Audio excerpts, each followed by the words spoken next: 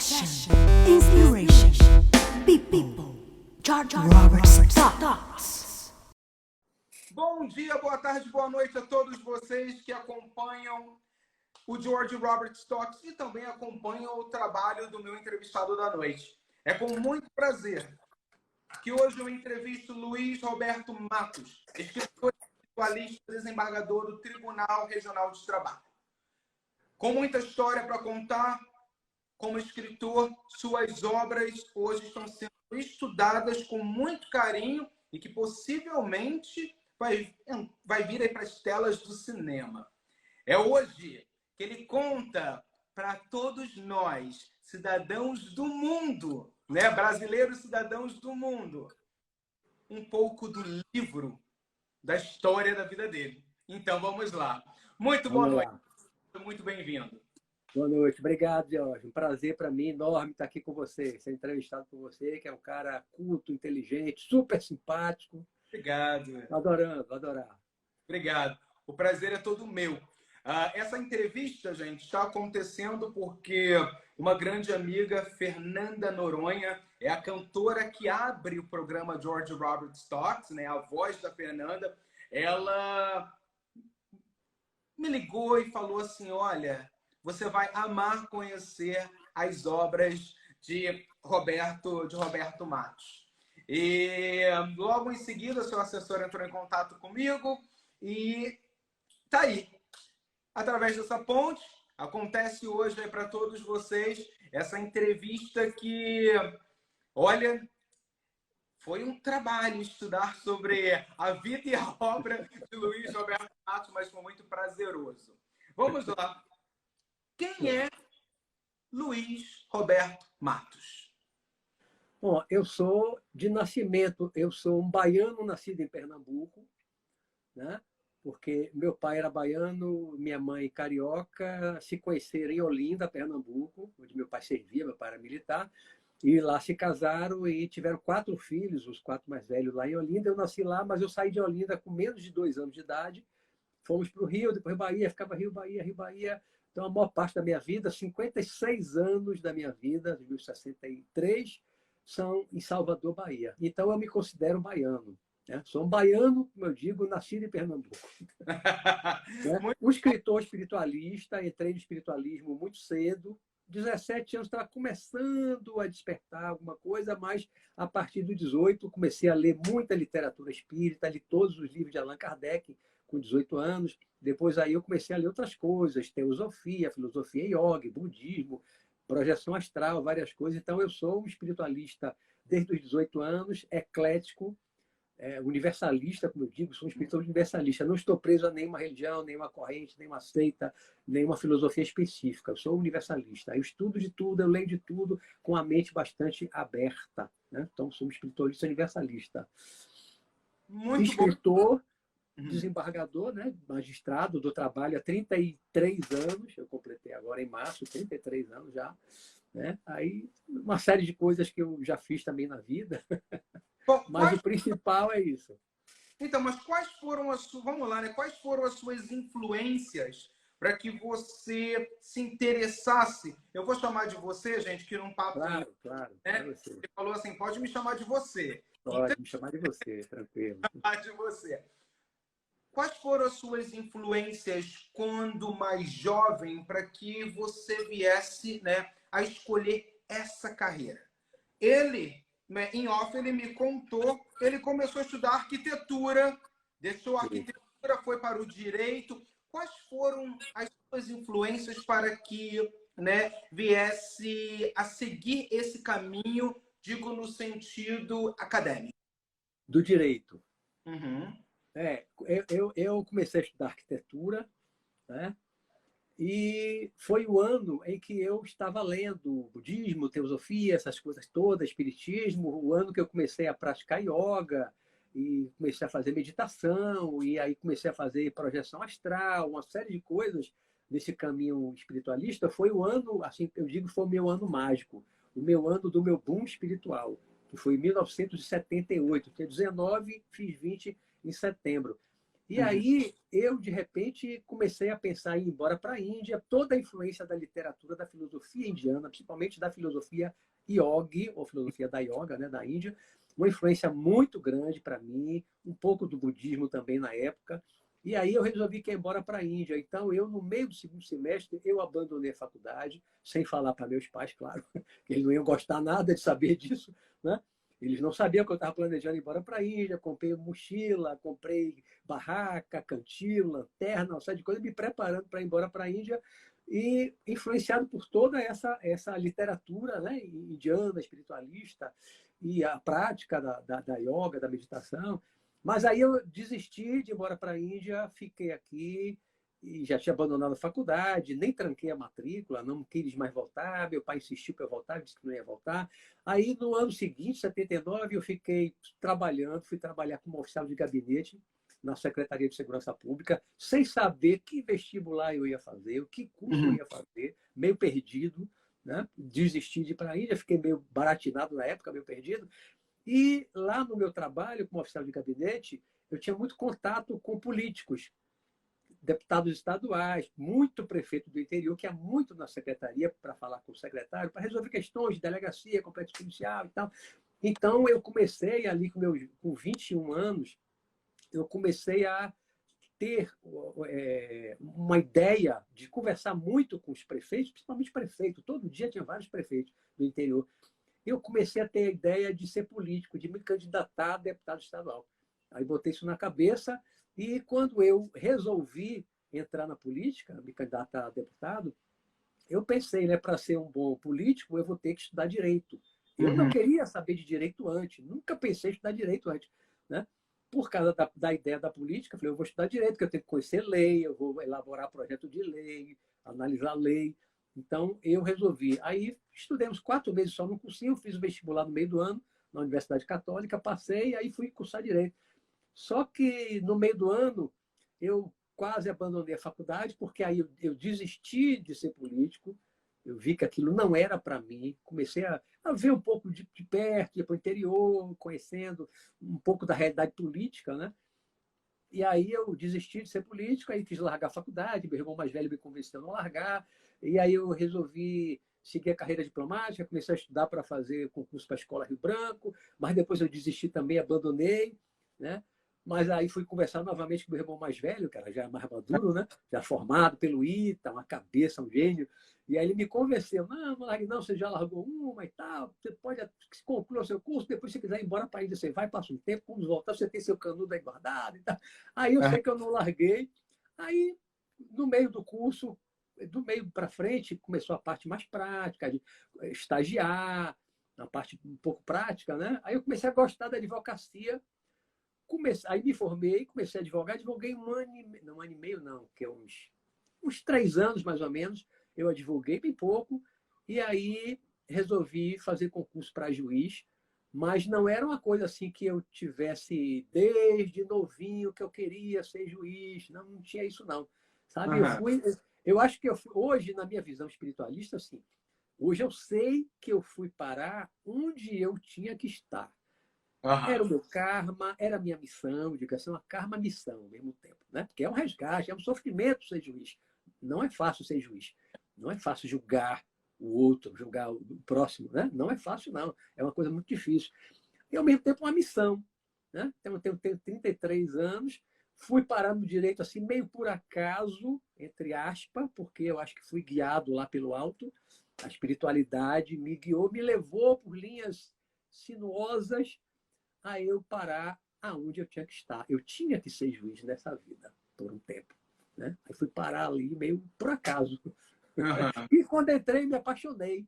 Me apaixonei, logo me apaixonei, adorei, sempre amei ser juiz. Entrei, me encantei. Que bom, que bom. O bom de contar, né? O bom em contar como tudo começou, porque tanta gente que depois entra, assiste, né? Já mandaram tantas perguntas, né? A curiosidade, né, das pessoas sempre acompanhando o trabalho que a gente vem desenvolvendo. As pessoas mandaram tantas perguntas e é isso, né? Até mesmo jovens colocando, pô, eu só tenho 18 anos de idade, não sei o que fazer, tenho vontade de escrever, tenho vontade de entrar na faculdade, não sei o que vou cursar. As pessoas se sentem muito perdidas, né? Mas olha que legal, gente. Hoje, com todo esse sucesso, né? Não era o que você pensava quando mais jovem, Não. né? Seguiu porque o irmão foi lá e deu um... Não para, continua, Me tomou coragem. convenceu a não largar, quase larguei. Interessante, isso é muito bom. Agora, o Roberto Matos como escritor, como aconteceu? Em que momento da sua vida surgiu a vontade em colocar, né, em começar a escrever e lançar livros em relação àquilo que você acredita? Conta um pouquinho para a gente. Olha, no ano que eu comecei a trabalhar como oficial de gabinete, como eu falei, né, na Secretaria de Segurança, eu usava tinha um bloquinho que ficava na mesa, anotar um recado, alguma coisa. E ali, nas horas vagas, quando não tinha ninguém ali no gabinete, eu estava sozinho, eu comecei a escrever reflexões. Escrevi muito poema, mais de 200 poemas que eu tenho guardado, mas eram poemas assim meio filosóficos. Meio filosófico, não era um poema comum, não era poema. Tem até alguns assim, românticos, mas eram muito mais filosóficos, reflexões. Né? Aí comprei na época o Risque e Rabisque, que até hoje eu tenho guardado, comecei a escrever reflexões. Eram reflexões curtas, fui escrevendo, fui escrevendo. Ali era assim um embrião do escritor surgindo. Né? Escrevendo reflexões filosóficas, até que em 82, eu com 23 anos, eu resolvi escrever um livro. Escrevi, fui para a fazenda, deixei a faculdade 15 dias, fiquei numa fazenda, na beira do riacho, todo dia escrevendo, a mão, a caneta, né? no papel, com a prancheta. Aí escrevi a metade do livro, aí depois, quando eu voltei para casa, eu escrevi outra metade, que foi o primeiro livro. Concluí em 83, que foi A Humanidade em Crise, um Perigo de Extinção. Esse livro eu nunca publiquei. Né? Depois, aí eu tomei gosto, né? Por escrever. Em 83 eu terminei esse, eu tentei publicar, não consegui na época, aí eu novinho. Aí em 86 eu escrevi o meu segundo livro, que foi A Grande Revolução, a Revolução do Amor. Né? É um livro fininho que eu escrevi em 10 dias, um capítulo por dia, Grande Revolução, Revolução do Amor, que aqui o ano passado ganhou uma tradução em italiano, uma editora da Itália. Né? Foi o segundo livro que eu escrevi. E depois, entre 89 e 91, aí foi o livro que eu demorei mais tempo, porque na época eu já era juiz, quando eu escrevi. Os dois primeiros eu não era juiz ainda. Mas o terceiro, o Sanacan, o Mestre na Lei, eu escrevi, levei mais tempo escrevendo, porque eu era juiz, e nessa época, juiz substituto. Viajava muito pelo interior da Bahia. Então, só quando eu voltava para casa, depois que eu passava o dia inteiro fazendo sentenças, aí, meia-noite, quase por aí, eu sentava para escrever um capítulo, meio capítulo. Aí, 15 dias depois, eu terminava aquele capítulo, eu começava mais um. Então, demorei ele um pouquinho mais. E eu publiquei ele em 92, dezembro de 92. Esse livro é assim o meu livro mais conhecido, o Sanacan, de todos que eu escrevi. É o meu livro mais conhecido, né? Que virou uma trilogia depois que eu escrevi o segundo, terceiro volume. É uma trilogia. É o primeiro livro assim, espiritualista, romance. Ele é romanceado. É o mestre e um discípulo, Sanacan, meu mestre espiritual. Né? Então tem o Beto, que sou eu, que é meu apelido, que é o aluno, que é o discípulo, o aprendiz, com o Sanacan. Né? E a experiência toda se passa no mundo espiritual, no plano astral, fora do corpo. Retrato nesse livro um período de 6 meses que aconteceu em 78, que foi o meu início do desenvolvimento da projeção astral consciente, da saída do corpo de uma forma provocada, consciente, lúcido. Né? Depois aí eu escrevi outros livros, fui escrevendo, são vários, são 14 que eu tenho publicado, e depois de um tempo, já de 2018 para cá, a minha literatura mudou, né? Mudou bastante. Entrei pelo ramo da ficção, um pouco de ficção científica também. Começou esse processo de mudança quando eu escrevi Operação Galileia, que é o mais volumoso, né? São 352 páginas. É um romance que envolve extraterrestre, Jesus, resgata Jesus, traz Jesus para 2018, o ano que eu escrevi o livro. Então, é muito interessante esse livro. Nós temos já um projeto de minissérie para ele, com o roteiro do episódio piloto, né? O Operação Galileia. No ano seguinte, eu escrevi a Operação Mandacaru, que é assim, a partir da Operação Galileia, a minha literatura foi se formando muito com vistas ao cinema. Eu comecei a escrever a partir da Operação Galileia, eu ia escrevendo, já pensando assim, meio num roteiro, claro que não é roteiro, não sou roteirista, mas escrevendo assim, pensando mais ou menos no roteiro, o ângulo de filmagem, de câmera, né? E pensando num projeto assim cinematográfico. Né? Cinema ou minissérie, hoje tem muita minissérie também, né? Verdade. Talvez hoje tenha até mais minissérie do que cinema, do que filme, não sei dizer exatamente, né?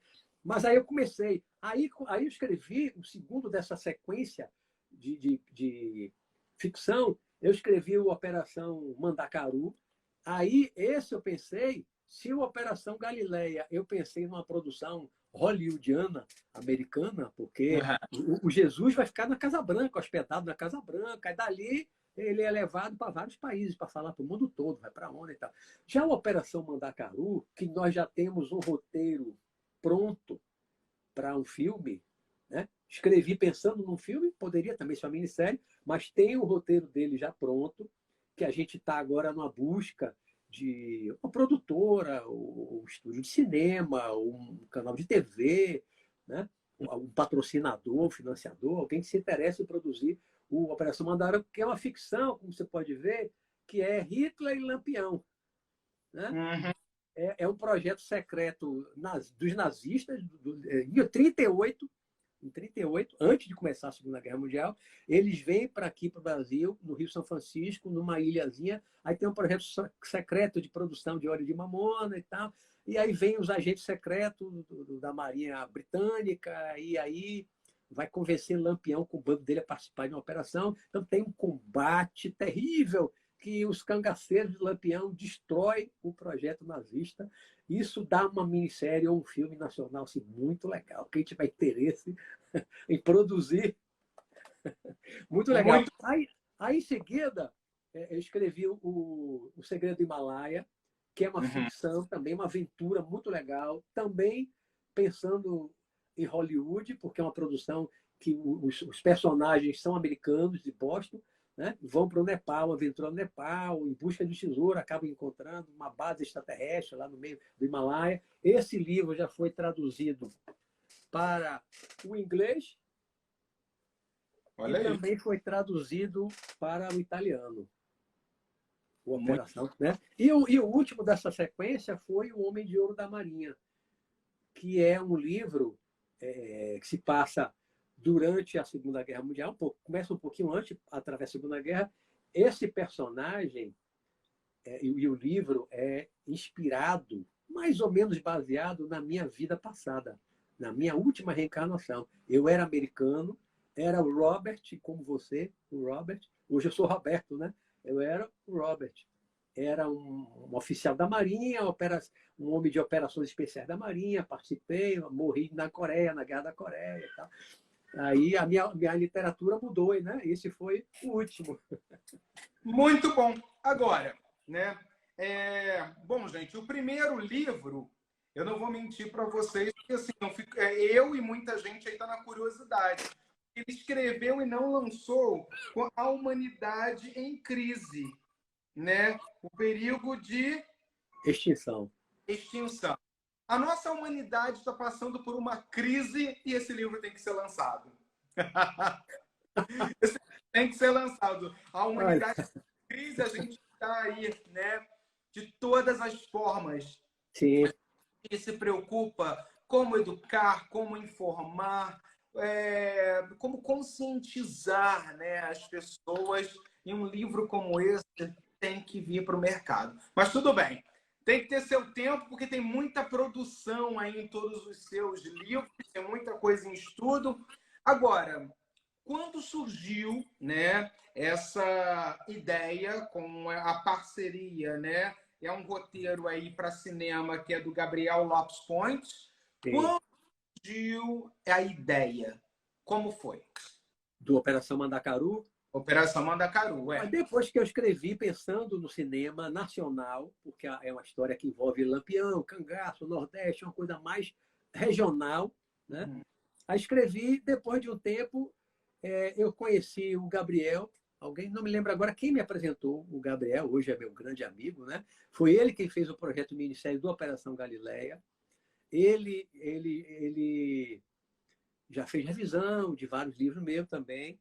Ele que traduziu a operação, o Segredo de Himalaia para o inglês, né? E aí, depois, ele já tinha feito 2 projetos comigo, né? Ele já tinha 2 projetos juntos. E aí, de repente, eu resolvi fazer o roteiro para cinema do Operação Mandacaru. Por quê? Porque eu pensei em determinado momento, junto com ele, que como eu não sou conhecido assim fora do Brasil, aqui no Brasil sou mais conhecido, e principalmente na literatura espiritualista, eu achei que talvez fosse mais fácil eu conseguir alguém interessado, uma TV, um estúdio, seria mais fácil, né? Posso até estar equivocado, mas naquele momento eu achei que fosse mais fácil ou menos difícil conseguir alguém interessado nos direitos autorais para produzir um filme da nacional da Operação Mandacaru, né? E também pela produção, que seria muito mais barata do que as outras produções americanas. Os outros são todos, né? Os outros que eu mostrei aqui dos últimos de ficção são produções assim, não é uma produção para ser feita no Brasil, é uma produção cara. Teria padrão Hollywood, porque realmente é caro. O Operação Mandacaru não. Operação Mandacaru dá para fazer um filme muito mais barato do que uma produção como O Segredo de Himalaia, como, né, O Homem de Ouro da Marinha, que você tem guerra mesmo, né, com avião, com um monte de coisa. Então, são filmes caros. Né? E o Operação Mandacaru acho que é mais viável. Não seria um filme tão caro. Né? Eu acho que foi mais ou menos por aí, quando eu conversei com o Gabriel, e aí estamos aí, depois que o roteiro ficou pronto, estamos nesse movimento com o Roberto Pires, que é meu assessor aí de imprensa, né? Está me assessorando, super gente boa, um cara muito inteligente, muito esperto, só me dá dica boa. Né? Foi um canal aí com você para a gente estar aqui agora. Muito bom. Obrigado, Fernanda Noronha, essa cantora maravilhosa que é um sucesso aqui nos Estados Unidos. Roberto, eu me agradeço ela. Em contato, muito obrigado. E Luiz Roberto Matos, né? Sucesso, foi muito bom, né? Foi muito bom trazê-lo mais para perto, vamos dizer assim, para que nós pudéssemos, antes dessa entrevista, nós tivemos a oportunidade em trocar experiências e ali eu compreender o que levou, né, um desembargador a se dedicar à escrita, a escrever, trazer histórias interessantes e também com esse interesse em estar nas telas do cinema com as suas obras. Muito interessante. Bom, para vocês que estão nos assistindo, quem quiser, né, entrar em contato com Luiz Roberto Matos, pelo Instagram seria mais fácil, @Luiz_Roberto_Matos com 2 T's. Ou contato direto com o assessor dele, né, que é o Roberto Pires. E o Roberto pode fazer essa ponte no qual vocês vão ter a oportunidade que eu estou tendo em contar aí para vocês, né, uma história maravilhosa que é, sem dúvida nenhuma, uma fonte de inspiração para jovens escritores, para vocês que estão estudando arquitetura, vocês que estão estudando na área de direito, né, querem se tornar juízes. É isso aí, gente. Está aí o Roberto Matos para dar o apoio dele, né, Roberto? Porque tudo na nossa vida, bom, você com essa vasta experiência que tem, você melhor do que ninguém pode contar para nós, brasileiros, cidadãos do mundo, né? Porque aqui estamos falando com brasileiros de vários países, né? Um pouco da sua história, no qual se torna um referencial pelo que você vem trazendo na literatura. Parabéns, sucesso. Obrigado. Eu ainda vou aí bater na tecla que o livro Humanidade em Crise tem que ser lançado. Esse livro tem que ser lançado. O que levou, né, voltando na Humanidade em Crise, qual foi o seu processo na época, né, que levou a escrever o Humanidade em Crise? Foi um processo seu, pessoal, que estava em crise e queria colocar isso na escrita, ou foi observando ao seu redor? Olha, a humanidade, por que eu não publiquei? Na época eu tentei publicar. Eu tentei, não consegui. Né? Eu era muito jovem. Quando eu concluí ele, eu tinha 24 anos. Estava na faculdade ainda, meio da faculdade. Né? Aí tentei, foi assim a minha primeira frustração como escritor ali, juvenil, né? Primeira tentativa e tal. Aí me desestimulei. E também, aí eu engavetei. Não tentei tanto na época, na verdade. Eu tentei um pouco, não consegui. Isso não vai para lugar nenhum, aí guardei na gaveta. E o tempo passou e eu vi que, com o passar do tempo, eu mudei muito em relação àquele Luiz Roberto lá de 82, 83. Né? Da visão de mundo que eu tinha, eu amadureci muito, evolui muito. Para você ter uma ideia, hoje a gente estamos aí, quando a gente fala em guerra, agora é a guerra da Ucrânia. A Rússia invadiu a Ucrânia, 2022, né? Mas a Humanidade em Crise tinha acabado de acontecer a Guerra das Malvinas. Que a Argentina invadiu lá as Malvinas, querendo retomar, que foi da Argentina lá no século lá atrás, e a Grã-Bretanha, o Reino Unido mandou a frota lá e acabou com os navios argentinos e retomou aquela ilha que eu não sei para que serve, não tem nada lá, né? Mas retomou a ilha. E eu falo na Guerra das Malvinas, no livro, das Guerras das Malvinas. Né? Aí eu falo muito de alimentação natural na época, eu fui naturalista e vegetariano durante muitos anos, desde 78, desde os 19 anos. Né? Então, eu falo muito da alimentação natural, falo muito da alimentação processada, química, com conservante, com corante, mostrando como isso estava prejudicando. Era a minha visão da época, daquele momento lá, novinho, né?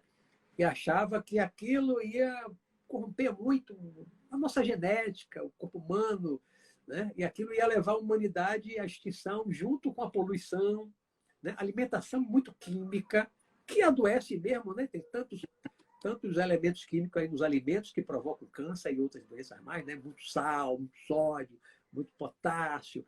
Então, a gente sabe que não faz mal os alimentos processados, enlatados, né?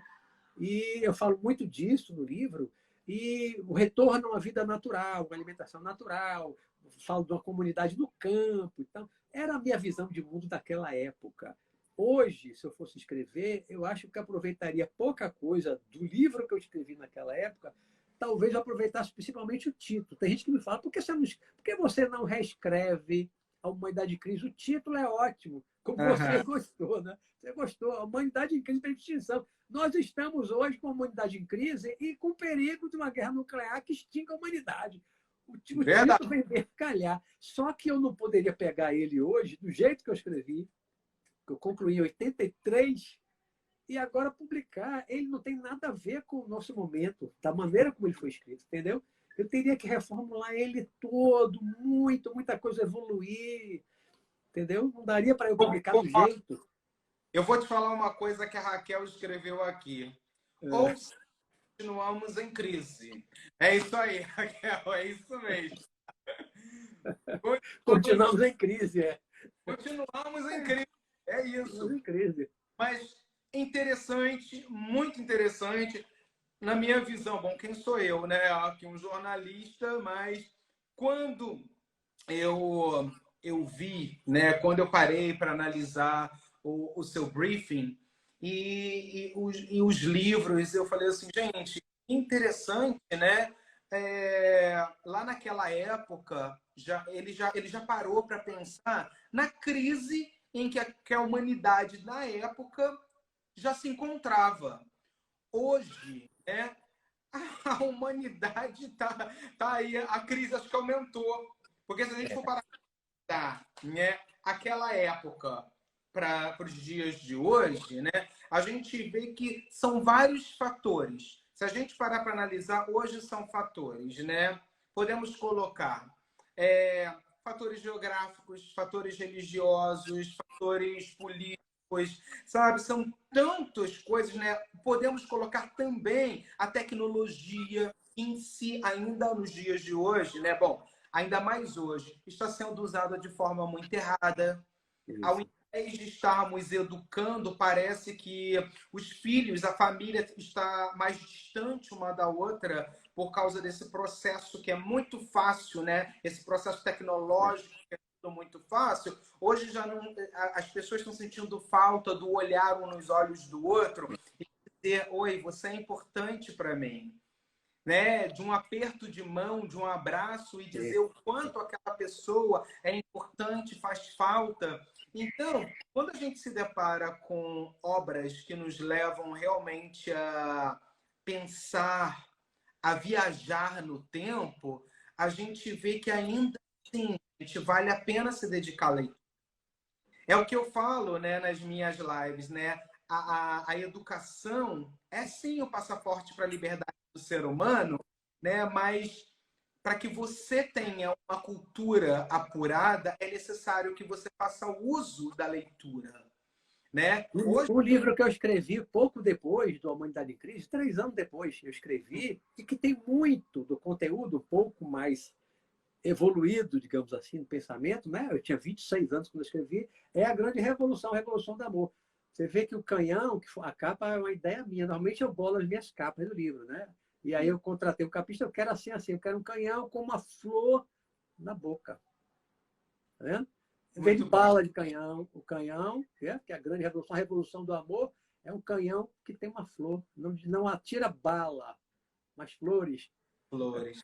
Né? Muito... Aqui eu falo muito da revolução educacional, política, meio ambiente, sexual, um monte de coisa, um monte de coisa.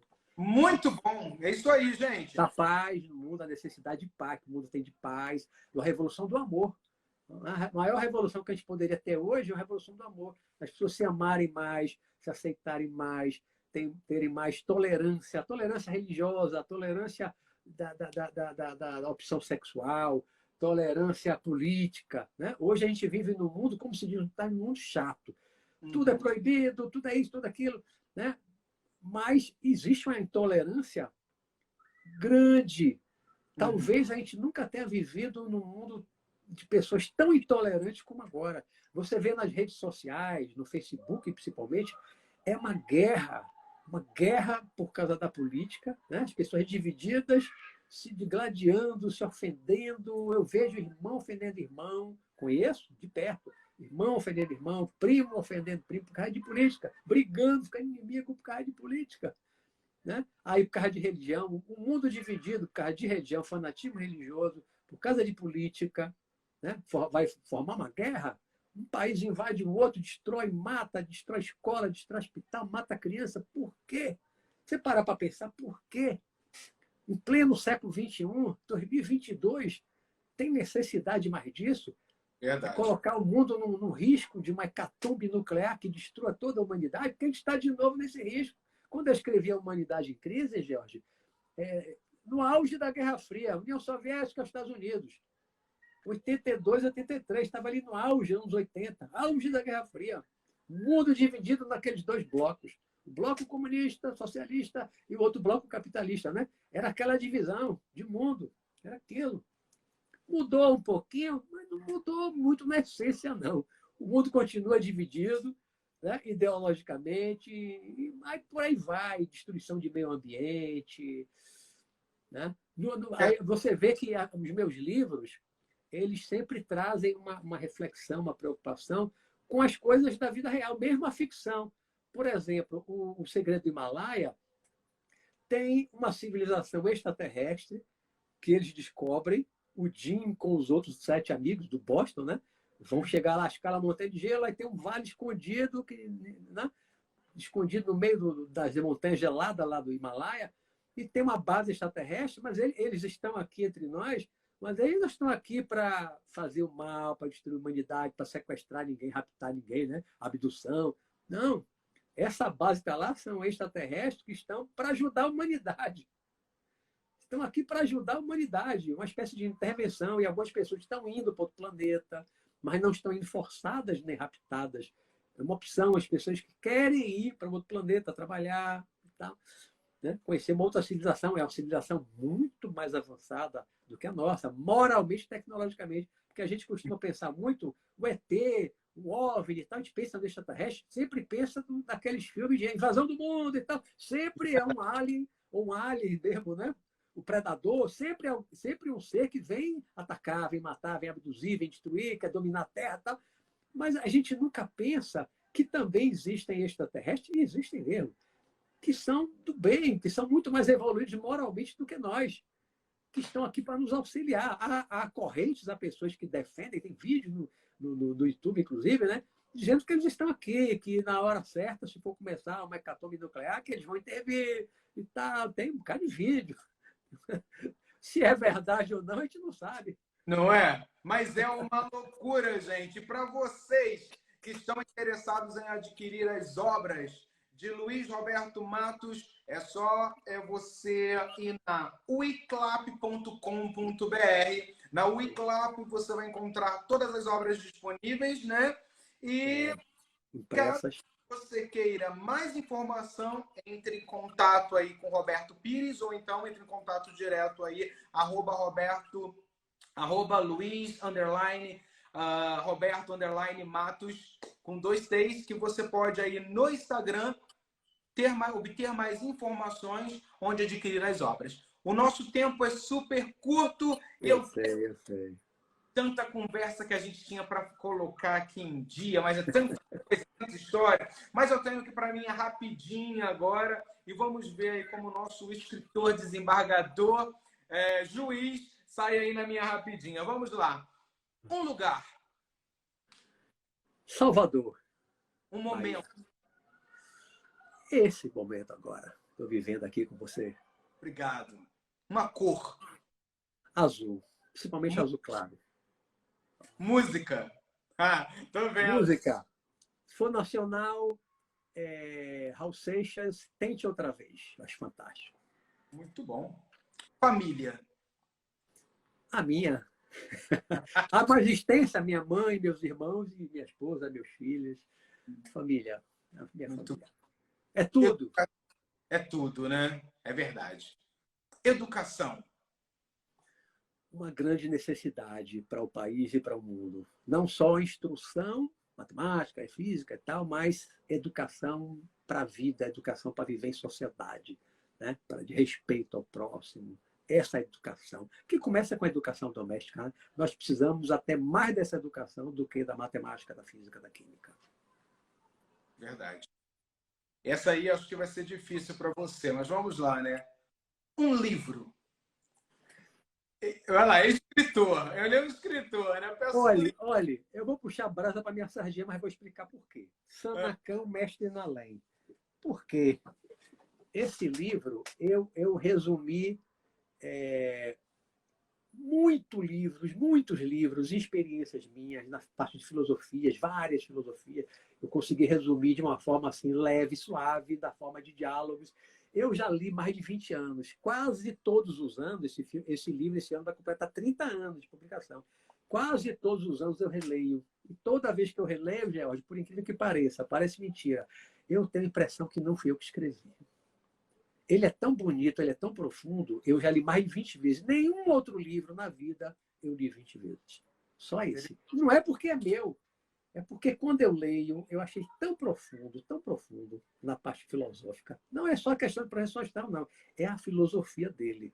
Eu acho que eu consegui fazer uma síntese de um conhecimento espiritualista, né, que me toca e me faz querer melhorar, crescer. Então, é um livro que mais realmente me toca. Então, sou coruja, mas recomendo o Sanacão. É isso aí, gente. A obra está disponível. Vamos lá, então. Um sentimento. Amor. Maior sentimento, né? O que a humanidade mais precisa precisa mais do que nunca é de amor, amor ao próximo, amor universal. Não apenas um amor romântico, paixão, mas a humanidade está precisando muito de amor, amor ao próximo, como Jesus dizia, né? Amar ao próximo como a ti mesmo. Nós precisamos muito, porque se nós nos amássemos mesmo, não teríamos guerra nenhuma, não teríamos tanta competição, teríamos mais cooperação, trocaria, né? Competição pela cooperação. O mundo seria outro. O mundo seria outro, sem guerra, sem violência, sem crimes, se as pessoas se amassem mais. Então é amor. Concordo. Um medo. Medo. Uhum. Eu não tenho medo de morrer, da morte em si. Mas eu tenho medo de morrer, por exemplo, agora, e deixar meus filhos desamparados, ainda não encaminhados, não independentes. Eu tenho esse medo. Uma vontade. Uma vontade? Uhum. Puxa, hoje eu tenho uma vontade muito grande. Tenho muitas vontades, mas que me vem assim à cabeça que nesse momento eu tenho uma vontade muito grande de ver um livro meu transformado num filme de cinema ou uma minissérie. É isso aí. Vai acontecer. E vai acontecer. Você está trabalhando para isso, né? Com uma equipe bem profissional aí, procurando, se preocupando em trazer para nossas telas do cinema uma obra sua. Vai acontecer isso aí. Vamos lá. Se não fosse escritor, juiz, embargador, o que você seria? Olha, eu quis ser muitas coisas na vida. Até os 17 anos eu queria ir para a academia militar, ser militar como meu pai. Então, o meu sonho era ser um Rambo antes de criar o personagem Rambo. Até os 17 anos eu queria ser o Rambo. Depois eu quis ser o quê? Quis ser arqueólogo, antropólogo. Eu fui baterista um tempinho, não profissional, mas toquei bateria um tempo com o irmão. Rapaz, eu quis ser muitas coisas, muitas coisas, muitas coisas. Uma coisa, se eu fosse assim, hoje, o que é que eu faria sem ser juiz e escritor? O que é que eu seria hoje? Não sei, talvez eu fosse baterista de uma banda de rock. Ok. Uma palavra que defina Luiz Roberto Matos. Uma palavra? Uhum. Uma palavra só. Poxa. Curiosidade. Curiosidade. Deus. Como? Deus. Entendi. Não entendeu? Deus. O nome Deus. Ah, Deus. A palavra Deus. Deus. Deus. Deus é o cosmos, é o universo que para mim é matéria, energia e consciência, ou energia consciente. Muito bom, muito bom. Centro de tudo, é tudo. Tudo está em Deus, Deus está em tudo. É isso aí. Todos somos um. E que essa energia, né, que nós chamamos de Deus, continue a cada dia contribuindo mais para que você se sinta mais realizado e que venha assim realizar todos os seus desejos, seus sonhos, que seus livros, né, sirvam sim para nós como uma fonte de estudo no qual venha assim conscientizar uma humanidade que se sente perdida nesse momento, mas a gente conta como pessoas como você, né? Essa fonte de inspiração que senta, escreve, se entrega e vem falar com muito amor do seu trabalho, né? Então eu acredito muito, foi o que você falou, né? Um sentimento, amor. E quando a gente ama de forma incondicional, até mesmo aquilo que a gente se propõe a fazer, né? É muito gratificante. Vale mais que muito dinheiro, né? Com certeza, com certeza. Traz essa mensagem para um público que, com certeza, no jogo da vida, nessa arquibancada alta, né? Esse público fica de pé e aplaude pessoas como você, que é, sim, um referencial para a gente na literatura, né? No seu trabalho, onde coloca na capa do livro um canhão mandando flores para o universo. que é isso que as pessoas estão precisando, né? É Mais isso. flores e menos guerra. Parabéns Isso aí. pelo trabalho, muito obrigado, sucesso, e deixa uma mensagem para as pessoas que estão conosco. A mensagem que eu gostaria de deixar tem muito a ver com o meu livro, né, A Grande Revolução, a Revolução do Amor, que é uma revolução que a gente precisa realmente fazer, né? Nós já vivemos ao longo de toda a história da humanidade, e nos últimos 2.000 anos tivemos mais de 5.000 guerras, eu já li isso em algum livro de história. Então já tivemos todo tipo de guerra, todo tipo de revolução, e que levou aqui, não levou a nada, só destruição e morte. Né? Toda guerra destrói sonhos, destrói casa, destrói família, destrói o futuro das pessoas. Né? Toda guerra e muitas revoluções também destruíram. Então, o mundo está precisando dar hoje um outro passo diferente e, em vez de pegar fuzil, pegar flores. Não um canhão que atire flores, como você falou, que foi a ideia da minha capa, né? Um canhão que atire flores.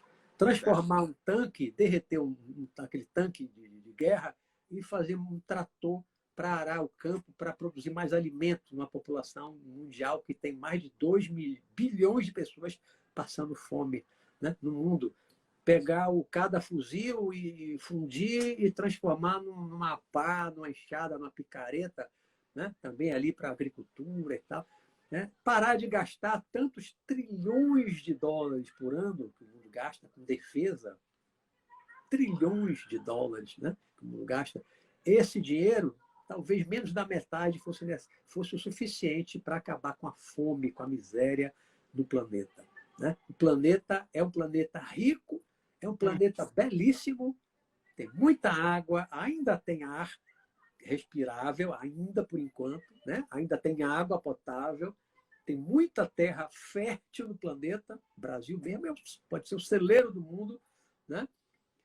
E a gente ainda está brigando, picuinhas políticas, religiosas, né? A humanidade ainda é infantil nesse aspecto. Nós ainda somos seres infantis.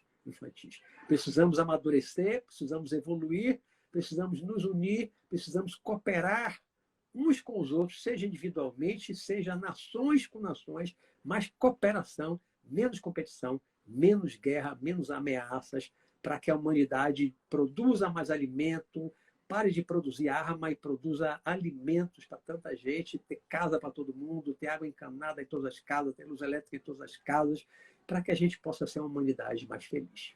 É isso. Muito obrigado, Jorge. Sucesso sempre.